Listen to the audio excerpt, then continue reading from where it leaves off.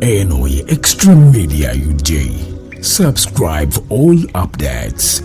Ekiwamba abantu sibo mukiyita ffe tuze tukivumirira era tukivumirira lwansonga nti omuntu n'ababa ng'ateeberezebwa okuba nga azize omusango waliwo emitendera mu mateeka gye tulina okuyitiramu okukwata omuntu oyo okumuyita ku poliisi okumuvunaana nti ssemateeka protecting omuntu wa bulijjo omuntu yenna era egamba nti omuntu yenna ne baba ateeberezebwa okuba nga azize omusango oteekwa omuyisa mu mitendera mpaka okuggyako nga gavumenti baleese obujulizi obukakasa nti oyo omuntu azize omusango omuntu yemwenyi navayo nakkiriza nti omusango ddala yaguza tosobola kumutwala ng'omuzi wa musango n'olwekyo ebikolwa ebyo tubivumirira tulina ebitongole ebyawo ku maddembe nga poliisi Uganda poliisi erina obuvunaanyizibwa obukuuma omuntu wa bulijjo obukuuma munnayuganda yenna era sente zisasulwa mu lwa musolo bwe buvunaanyizibwa bwabwe era tubakubiriza tuyita poliisi okuvaayo bakole oba ekitongole ekyo kikole emirimu gyakyo gye kirina okukola okukuma omuntu wa bulijjo lwansonga nti bannayuganda bwe tunatandika okukola nga abantu bawambibwa bwe batyo misana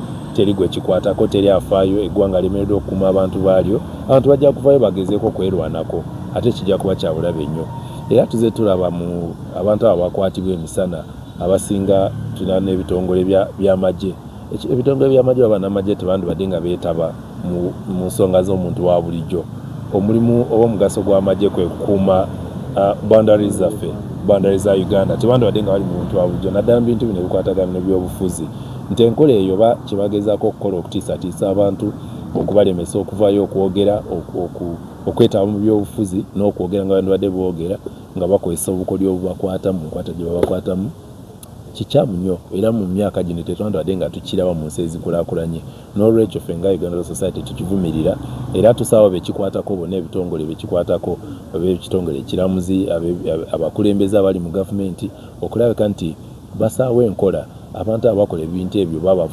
bavunaanibwa ne basasula kuba batebakikoze kijja kuba kizibu nnyo ate ffe nga Uganda Society era tweyamye tuze tukyogera nti bataakole ku nsonga eyo ne bakyusaamu ffe tujja kuvaayo tulage nti abantu abo abakola ebikolebera ebyo abantu sekinoomu tubatwala mu mbuga z'amateeka basobole okusasulira ebyo bye bakoze.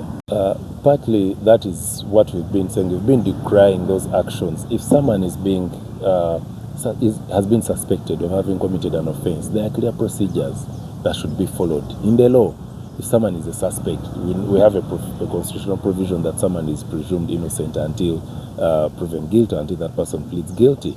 Now, we've had challenges where we see people being abducted. So we don't want to call it an arrest because there are procedures of an arrest, and we are not having that kind of accountability. And the biggest challenge is that most of these, political opponents, it sends a very bad image. It is very dangerous because people should have freedom of association, regardless of whether you agree with that particular position or not. Now, it is very bad to intimidate people through those arbitrary arrests, through abductions, where we see people disappearing and there's no account for it. We have security organs, we have Uganda Police, we have the army, but it is the duty of the Uganda Police to protect the citizens.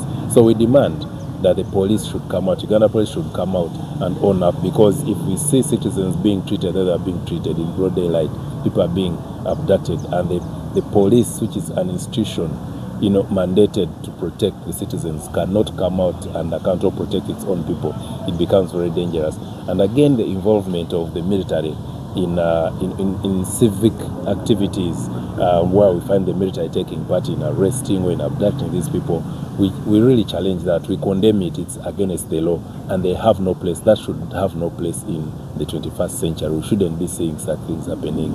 So we condemn it with in the strongest terms possible. And as Uganda Society, we've always promised people, if this does not stop, we shall take the necessary steps to ensure that the individual perpetrators of those crimes are brought to book. We are commemorating our Rule of Law Week, which is an annual event. And this year we are specifically focusing on matters affecting access to justice and generally the rule of law in this country. In the recent past, a few months ago, you saw the challenges we had with Masaka, where the lawyers, they had to lay down their tools because of challenges with court, where they had this one judge over 5,000 cases plus, and the cases were not moving. It was a very big issue that affected access to justice. The lawyers were not working, the community was suffering, the leaders tried to speak, they tried to, to push for reforms and for this kind of improvement in the delivery of justice, but it wasn't working. So you saw the lawyers here, led by Kansolule here, laid down their tools, say no, we shall not go to court, we shall not work until this problem is solved. It's taken, steps. There are several steps that have been taken. We are seeing a bit of an improvement, but we still felt that as we commemorate, as we celebrate our Rule of Law Week, the people that really need the Ugandan society, the people that need the bar, are the people down here, are the people at the grassroots who are suffering injustices, who are suffering because of, the issues to do with rule of law. We have what we call rule by law here, not rule of law. The people in Masaka have suffered for a very long time, and we felt we need to come here and join them and show that we're in solidarity with the team, with the lawyers, with the members of the public, and also try to reach out to very many other stakeholders, talk to people at court, talk to court users, and also members of the community, also sensitize the community. As you've noticed, we also have our lawyers who have come here to give free legal advice and guidance to the court users, especially the indigent, the marginalized, and the poor who really need that support. So we decided to put this aside and say, instead of staying in Kampala, let's go down in Masaka, where there is omuntu wa bulijjo, or the common person who is suffering, someone who needs to know, someone who doesn't even know about their rights. We need to sensitize them about their rights. Someone who has no idea about how to get justice, how to access justice when they have challenges. So that is why we are here. That's why I dedicated this time, this Rule of Law Week, to come to Masaka and, resonate with the person on the ground at the grassroots here in Masaka. What are some of your observations and findings so far? So far, the observations and the findings, the fact that there's a gap between a knowledge gap. Most members of the public, most court users do not even have much information about the court processes and court systems, and the questions we are getting really are people trying to understand. People have their relatives have been incarcerated in prison. They are saying they've been there for so long, they do not know what to do, how to get them out. Others feel that their relatives are being persecuted, they do not know the next step. Their people have been arrested. The criminal justice system here seems to be the biggest challenge, where people take long, in custody, and we believe that is a serious matter that we need to address together with the members and other stakeholders. But again, notably, we've had a chat with the court administration, and they seem to be positive. They seem to be willing to work with the community. They seem to be willing to work with the lawyers to ensure that they improve on service delivery. Uganda Law Society tulina obuvunaanyizibwa eri omuntu wa bulijjo okuwabula eggwanga, okuwabula omuntu wa bulijjo n'okubayambako mu nsonga ezikwatagana n'enfuga y'amateeka. Nti eno week oba sabbiiti eno tuli mu kukuza kye tuyita Rule of Law Week, oba week gyetteeka wali nga yakugezaako kukwata ku bintu ebikwatagana n'enfuga y'amateeka. So nga ekitongole ekifuga bannamateeka mu ggwanga, buvunaanyizibwa waffe okulabika nti tutuukiriza ekintu ekyo omuntu wa bulijjo asobole okuganyulwamu. Twalonzeewo Masaka lwakuba nti Masaka ezze nga tulaba ebizibu bye balina naddala mu nsonga emisango gye gitambulamu. Ebbanga eriyiseeko ndowooza nga mwezi nga gumu ebiri, twalaba abaloya b'e Masaka nga basazeewo ne bagamba tetujja kuddayo mu kooti ku lw'ensonga ezitali zimu, naye nga ekisingira ddala nti emisango mingi nnyo. Omulamuzi omu yekka yali ku kooti, naye nga omu yekka tasobola misango egyo, ng'alabira ddala nti tebafunamu, naye bajja ku kooti emisango tegitambula, ne basala ne bagamba tetugenda kuddayo mu kooti. Naffe nga Uganda Law Society ng'abakulembeze ne tugamba naffe tuli mabega gavumenti. Kye tusaba, twagala nnyo gavumenti abe ekikwatako ekitongole ekiramuzi baleke nti Masaka bagifaako. Tuyinza kukwata Masaka balina emisango egisuka mu 50,000 n'osanga waliwo omulamuzi omu yekka abatasobola, n'osanga waliwo registrar omu abatasobola. N'olwekyo ekyagenda mu maaso ekyakolebwako ne tugamba nti tulina okugendayo mu maaso, tulina okuddayo Masaka tulabe oba bekikwatako bagezaako okuteeka mu nkola, bagezaako okugonjoola ensonga ezo, oba okufuna solution ku buzibu obubaddewo, ku buzibu obwaliwo.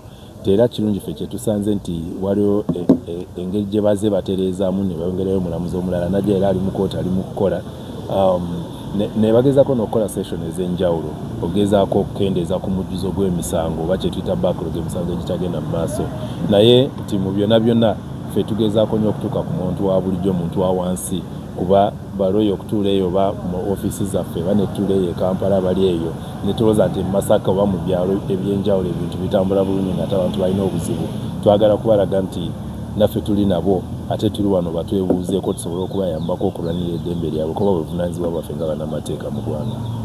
Okwatibwako kyenkana ki nga ebitongole ebiteekesa amateeka mu nkola nga prison services police bizimudde ebiragiro bya kooti. Recently kooti wano Masaka yayisa ekiragiro ky'okutaabamu ku basibe okusobola okugenda okweyongerayo okufuna obujjanjabi n'olwaliro agasingako naye ebiragiro ebyo ne biziimulwa nga Uganda Law Society kino kibakwatako kyenkana ki? Enkola bwetyo ffe tukivumirira nnyo ne sekuvumirira nti mu ggwanga lino oba eggwanga lyonna tulina wano kye tuyita ssemateeka wa constitution gye tugoberera nti tusaba buli muntu yenna gwe kikwatako teri muntu yenna ali waggulu w'amateeka ate we tunakkiriza obutagoberera amateeka obutagoberera nfuga y'amateeka eggwanga lijja kutabuka lwansonga nti buli omu ajja kusalawo okutwala ebintu okubitwalira mu ngalo ze nti lwaki ngenda mu kooti nga nenafunayo ekyo obuyambi oba oda tebagenda gisaamu kitiibwa so bwe tunaatuuka ku mbeera ey'okusanga nga buli muntu asalawo okunoonya obuyambi oba solution y'okwefaako nga tuvudde ku nfuga y'amateeka kintu kya bulabe nnyo era ffe nga Uganda Law Society tukivumirira nnyo era tusaba bonna bekikwatako beekuba emitima lwake nti bagoberera amateeka nga galina okuba nga begasengekebwa kuba teri muntu yenna ali waggulu w'amateeka mu ggwanga lino. Okay, then that in English. Yes. Nnyo kubanga n'okuva natuuse wano twana nabaddewo nga batuuka abantu abazze okubawa ensonga zaabwe olaba nga zisobola okugonjoolwa. Ekyokubiri Uganda Law Society nange mwendi memba njigoberedde ebbanga ddene wonna gyegenze gezezzaako okuvaayo nga waliwo emisango egiwedde ng'olabira ddala nti gyetaaga okukolako buli mujja ne mulambula institution ng'eno Uganda Law Society kubanga Judicial era etambulamu ne Uganda Law Society mumanya ebizibu ebiri mu kooti ate ne tuddeyo naffe ne tuzitambuza. Of course nange n'akawayiro kennaako omukisa nti ndi mubaka wa Parliament byendaba ne byetulaba nabo binyamba okwongera okuripootinga Parliament n'okuyita mu kakiiko kali akatwala amateeka mu Parliament. Ekifaananyi kyokka kye tulabye wa Registrar kikumala bumaze okugenda okuwa ensonga lwaki Masaka erina obuzibu bunene era lwaki balabe Masaka bateeka wansi tools ate nga nange nali nabo.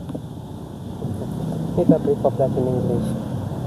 You have hope that this can be. Yeah, there's no way you can perform and take action with only sitting in office. And I've always been against that kind of leadership, where every administration is done around Kampala, Sheraton, and Uganda Law Society headquarters. Since we came, I've been following Uganda Law Society. Wherever they have gone, they have been able to solve a number of cases, which are part of the backlog in some of our courts. And in Masaka now is a major example. We've been at the registrar's office. What we have seen and the complaints will obviously help us. Secondly, as a legislator, moving with them, where I'm also a member, I'm also going to put another voice on the other side of Parliament through the legal committee. Because how can Masaka have only one registrar with all the work this lady is doing? That's slavery of the highest order. So there is no way you can show your performance as a supervising body of any institution without going to the locals. There is no way. On-spot visits is very key, and the field work gives a lot of feedback. We've had a number of people coming here reporting their cases. Some of these cases, by the time we leave here, maybe there will be some remedies to their challenges, those who have cases in court, because they look simple, but maybe because of the number of judges and the workload here, some of these cases are not given first attention, and you have to forgive the Judicial in Masaka. Nze Rule Alexander Nkima ze yakulembera abaloya e Masaka In fact eno si ntandikwa wabula kwongereza ku ntandikwa y'abakulu bye basuubiza bye bagenda okuteeka mu nkola okufuba okulaba ng'ekizibu ekyatuleetera okuteeka ebyuma byaffe wansi kigonjoolwa. So far ng'abakulu abavuddeko bwe boogedde waliwo judicial ebyekoze okuva ku byetema etuleetedde sessions. Omulamuzi w'okubiri gwe twali twagala baatukomezaawo omulamuzi waffe yali agenze okusoma. Ebintu bitambula batusuubiza oku operationalizing Rakai High Court. Ekyo tukisuubira nti kiri mu pipeline naye era abakulu abekikwatako ULS aba national team babadde balina okujja okugoberera kuba tuli under them, tuli bakama baffe balina okujja okugoberera okulaba ensonga ze twabatwalira bawaabira nga tugamba nti abalamuzi tebaliiwo, abantu babonaabona, nabo bennyini bazze ku ground bajjako dda leero bazze okukola follow up. Boogeddeko n'abantu abamu tugenze wa DR ne balaba omulamuzi jjajja eyajja ali mu kooti akola. Ebintu ebimu bitambula, tusobolaga nti byonna tubifunye mulundi gumu naye sofa bitambula era twebaza abakulu okuba nga tebatusudde atambudde nabo. Okay. Well, this is a follow-up of what was promised by the judiciary to be done as a way of solving the problem that had led us to lay down our tools. We are complaining of backlog, too much backlog, having one judge. Our judge was returned, the one who had gone to school came back, and we have so far gotten 2 criminal sessions. One in Chotera has just ended last Friday, another one is ongoing in Zimbabwe, and we anticipate to get more, another in Kalangala and others. So we really do appreciate our national team, national bar team ULS, for following up and standing with us, because we are under their umbrella. They have really been coming here. This is not the first time. They came the other time when we were having the situation, the problems, and now they are following up to see whether indeed what was promised has really been achieved as they tried to bargain with the Judiciary Council. And so far, things are not so bad. We cannot get everything that we asked for at a go, but signs are there, promising signs that we may achieve whatever, not whatever we wanted, because there are other issues that are to be handled, because if the judiciary really is not given enough funds, they cannot give us more judges. So it is not stopping with the judiciary alone, it goes to the legislators as well. The legislators have also to come up and see what is really disturbing their voters, because I mean that is why they were voted to go there. And so we call upon them to also pass things that are really workable. Abalungi abatuuliriza era abatulaba olunaku olwaleero tukyaddeko ewa Sheikh Asiraf Dembe. Sebo sanyusa okubalaba. Amannya agange nze Sheikh Asiraf Dembe akola ku bizibu by'enjawulo. Omuntu singa aba alina ebirwadde musomereddwa tumwa amazzi ga lukuya nga bw'obadde ogalaba, tugenda abantu ku kyoto ne twokya emizimu emibi egibabaamu n'okulomba edduwa. Abantu singa abeera ng'ali wano atuuse sobola okumulombera edduwa, ne waba atatuuse nga mpadde amannya ge naye ng'ali wala. Enamba yange yeno eri 0707763711. Namwe bannyinaffe abali ebweru oyagala okuba nti oyagala okulombera ku dduwa ng'olina ebizibu, viza zibuze, amaka gakolongotana, sente zikola zimpita mu ngalo, ojja kumpeereza ekifaananyi kyo n'amanyago, ebyo byokka bijja kummala, nja kulombera edduwa, ojja kutereera. Olunaku olusembayo mu mwezi mba n'edduwa eyawamu ffenna n'abalwadde bange abakadde n'abapya. Salaamu alaikum wa rahmatullahi wa barakatuh.